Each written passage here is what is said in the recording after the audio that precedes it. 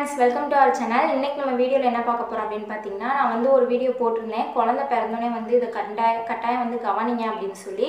So அத பார்த்துட்டு நிறைய பேர் வந்து கேட்டிருந்தீங்க. எங்க குழந்தைகளுக்கு இப்படி தான் இருக்கு. நீங்க வந்து என்ன மாதிரியான ட்ரீட்மென்ட் எடுத்துக்கிட்டீங்க? எப்படி கேர் பண்ணி குழந்தைகளை பாத்துக்கணும்? பயமா இருக்கு. சாப்பாடு கொடுத்தா கூட மூச்சு வாங்குறாங்க, மூச்சு திணறாங்க அப்படினு சொல்லி நிறைய பேர் கமெண்ட் பண்ணிருந்தீங்க.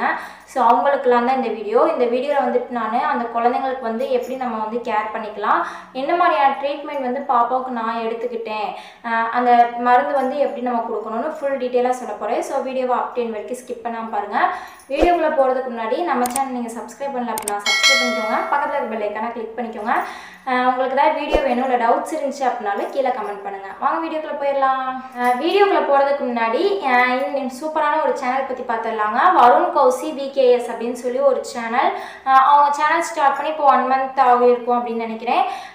ஸோ வந்து அவங்க என்ன மாதிரியான வீடியோஸ்லாம் போடுறாங்கன்னா ப்ரெக்னென்சி டிப்ஸ், அப்புறமேட்டு விளாக்ஸ் இதெல்லாம் வந்து போட்டுட்ருக்குறாங்க. போய் சேனலை வந்து விசிட் பண்ணி பாருங்கள். உங்களுக்கு பிடிச்சிருந்துச்சு அப்படின்னா அவங்களுக்கு உங்கள் சப்போர்ட் கொடுங்க. அந்த சேனலோட லிங்க் வந்து கீழே டெஸ்கிரிப்ஷனில் நான் கொடுக்குறேன், போய் வேணால் பாருங்கள். இது வந்து இப்பயே சொல்கிறேன், ஃப்ரீ ப்ரமோஷன் தாங்க, பெய்ட் ப்ரமோஷன்லாம் கிடையாது. நிறைய பேர் வந்து இந்த மாதிரி வந்து ஒரு சேனல் பற்றி நம்ம ப்ரமோட் பண்ணுறோம் அப்படின்னா வந்துட்டு எல்லோரும் வந்து பெய்ட் ப்ரமோஷன் அப்படின்னு நினச்சிக்குவாங்க. நம்ம சேனலில் வந்து பெய்ட் ப்ரமோஷன்லாம் கிடையாது. எனக்கு பிடிச்சிருந்தனால நான் வந்து உங்கள்கிட்ட ஷேர் பண்ணுறேன், அவ்வளவுதான். ஏன்னா வந்து ஸ்டார்டிங் ஸ்டேஜில் இருக்க யூடியூபர்ஸ்க்கு வந்து அது எவ்வளோ பெரிய கஷ்டமான ஒரு சூழ்நிலையாக இருக்குன்னு எனக்கு கட்டாயம் தெரியும். நிறைய பேர் வந்து அந்த ஹெல்ப் பண்ண மாட்டாங்க. பட் வந்து என்கிட்ட கேட்குறவங்களுக்கு நான் செஞ்சுட்டு தான் இருக்கிறேன். ஸோ இதே மாதிரியே உங்கள் சேனல் இல்லைனா வந்துட்டு உங்களுடைய ப்ராடக்ட்ஸ் ஏதாவது ரிவ்யூ பண்ணணும் நம்ம சேனலில் அப்படின்னாலும் நீங்கள் வந்து டிஸ்கிரிப்ஷனில் வந்து மெயில் ஐடி இருக்குது. ஸோ அதுக்கு வந்து கான்டாக்ட் பண்ணுங்கள், ஓகேங்களா? இப்போ அவங்க வீடியோக்குள்ளே போயிடலாம். ஃபர்ஸ்ட் வந்து இப்போ நான் சொல்லக்கூடிய குழந்தைங்க வந்து எப்படி இருப்பாங்க அப்படின்னு நான் சொல்லிடுறேன். ஒரு மாதிரி சவுண்டு வந்துக்கிட்டே இருக்குங்க. அவங்களுக்கு கருன்னு ஒரு மாதிரி சவுண்டு வந்துக்கிட்டே இருக்கும்.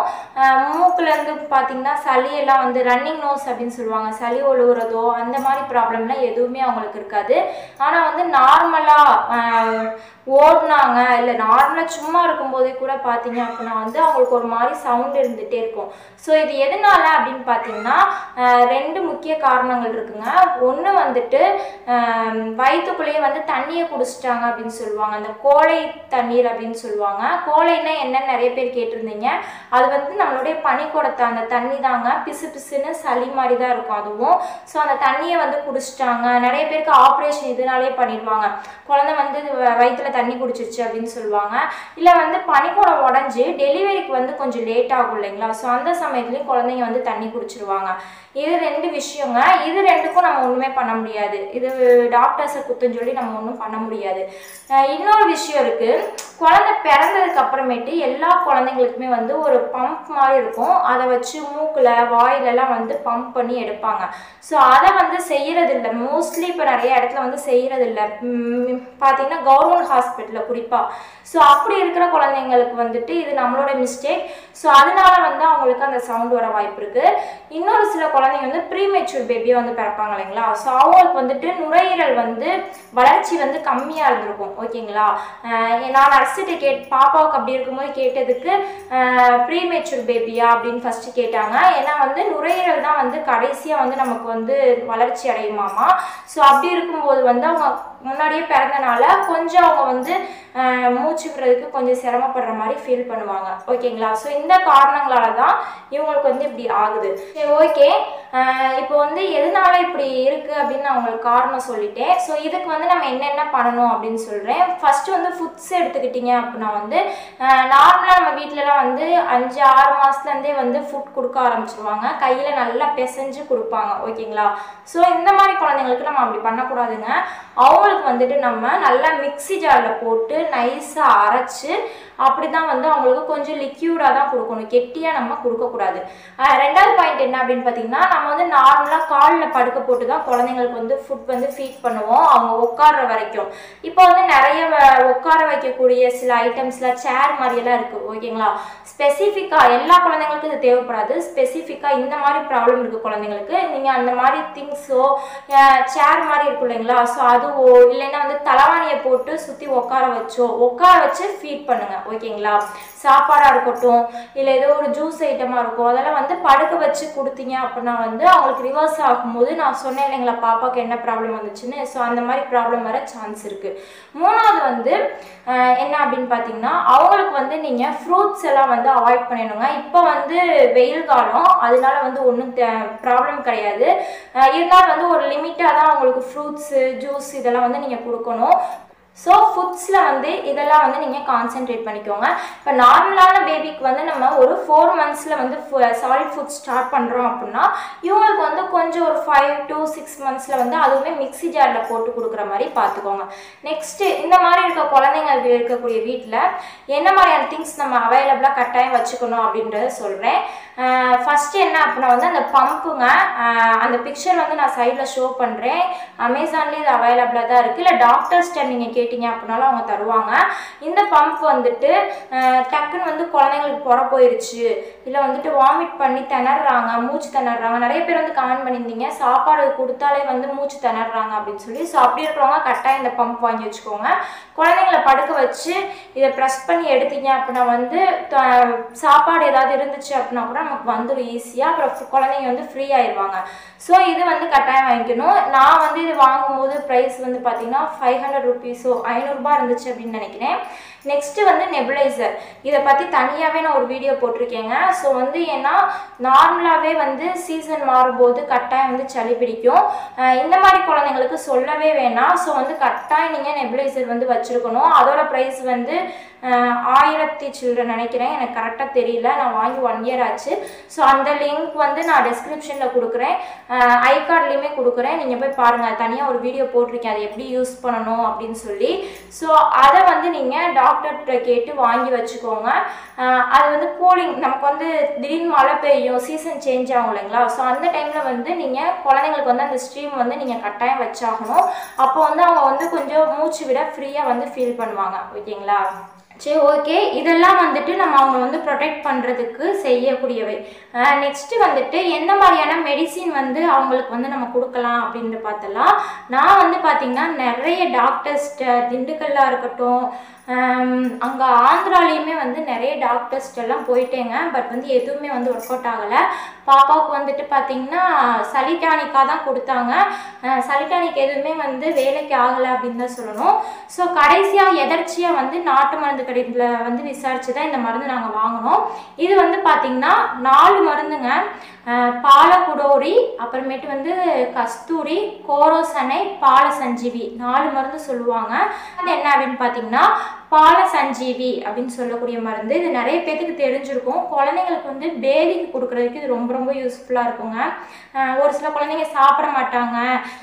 ஸோ வந்து அப்படி இருக்கிறது, இல்லை வந்து பொறுக்கி வாயில் போடுவாங்க இல்லைங்களா? ஸோ அப்படி இருக்க குழந்தைங்களுக்கு கட்டாயம் நீங்கள் இந்த மருந்து கொடுக்கலாம்.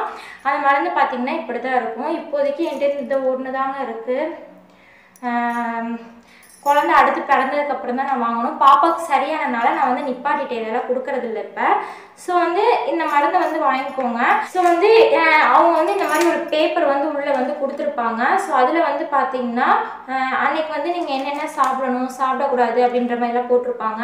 அதே போல் வந்துட்டு பார்த்தீங்கன்னா வயசுக்கு தகுந்த மாதிரி கொடுக்கணும் அப்படின்னு சொல்லி அளவு வந்து உங்களுக்கு கொடுத்துருப்பாங்க. ஓகேங்களா? ஸோ வந்து அதையும் நீங்கள் பார்த்துக்கோங்க. நெக்ஸ்ட்டு வந்துட்டு இந்த மருந்து கொடுக்குற அன்னைக்கு நீங்கள் வந்து குழந்தைக்கு ஃபீட் பண்ணிகிட்டு இருந்தீங்க அப்படின்னா நீங்கள் வந்து கூலிங் ஐட்டம் எதுவுமே எடுத்துக்கக்கூடாதுங்க. தலைக்கு குளிக்கக்கூடாது. அதே போல் விளக்கெண்ணெய், முக்கியமாக குழந்தைங்களுக்கு வந்து சின்ன கை குழந்தைங்களுக்கு வந்து விளக்கெண்ணெய் பிள்ளைப்பால் அப்படின்னு சொல்லி வீட்டில் கொடுப்பாங்க. ஸோ இந்த மருந்து கொடுக்குற அன்னைக்கு விளக்கெண்ணெய் வந்து கொடுத்துறாதீங்க. ஏன்னா வந்து இதுவே பேதி மருந்து தான். ஓகேங்களா? இது வந்து கொடுத்தீங்க அப்படின்னா வந்து குழந்தைங்க ஒரு நாள் ஃபுல்லாக வந்து லூஸ் மோஷன் போய்கிட்டே இருப்பாங்க அடிக்கடி. பயந்துடாதீங்க, ஒன்றும் பிரச்சனை இல்லை. ஃபஸ்ட்டு வந்து நீங்கள் இதில் அரை மாத்திரை மட்டும் கொடுத்து பாருங்கள். 3 மாதத்துக்கு மேலேருந்து கொடுக்க ஆரம்பிங்க. அதுக்கு கீழே வந்து குழந்தைங்க தாங்க மாட்டாங்க, ஏன்னா இது பவரான மருந்து. ஸோ வந்து 3 மாதத்துக்கு மேலே இருக்க குழந்தைங்கள்லேருந்து ஸ்டார்ட் பண்ணுங்கள். ஃபஸ்ட்டு வந்து பார்த்திங்கன்னா ஒரு அரை மாத்திரை இருக்கு இல்லைங்களா? இந்த மாத்திரை எப்படி இருக்குன்னு காட்டிடுறேன். இந்த அளவு தாங்க இருக்கும். கடுகு நம்ம மிளகு சைஸ் இருக்கும்னு வச்சுக்கோங்க. ஸோ வந்து இதை வந்து 2ஆ உடச்சி அரை மாத்திரையை வந்து சங்கு சுடுதண்ணி இருக்கு இல்லைங்களா, சுடுதண்ணிலையோ இல்லை வந்துட்டு ஓமவள்ளிச்சாறு துளசிச்சாறு அதுலேயே வந்து கொடுத்துருப்பாங்க அந்த பேப்பரில், நீங்கள் படித்து பார்த்தீங்கன்னா தெரியும். ஸோ எதில் வேணால் உங்கள் தாய்ப்பால் எதில் வேணால் நீங்கள் கலந்து கொடுக்கலாம். நான் வந்து பாப்பாவுக்கு சுடுதண்ணியில் மட்டும்தான் கலந்து கொடுப்பேன். ஏன்னா இந்த மாத்திரையே வந்து பவரான மாத்திரை, அதனால் வந்து சுடுதண்ணிலேயே என்னை பொறுத்த வரைக்கும் நீங்கள் கலந்து கொடுக்கலாம். கலந்துட்டு குழந்தைங்களுக்கு வந்து கொடுத்துட்டீங்க அப்படின்னா வந்துட்டு அன்னைக்கு வந்து குழந்தைங்களுக்குமே நீங்கள் எதுவுமே கொடுக்கக்கூடாது. நீங்கள் ஃபீட் பண்ணாலும் சரி, பிரெஸ்ட் ஃபீட் பண்ணாலும் சரி, பண்ணலனாலும் சரி, வெறும் பால் மட்டும்தான் அன்றைக்கி நீங்கள் குழந்தைங்களுக்கு கொடுக்கணும். சாலிட் ஃபுட் தயவு செஞ்சு கொடுத்துடாதீங்க.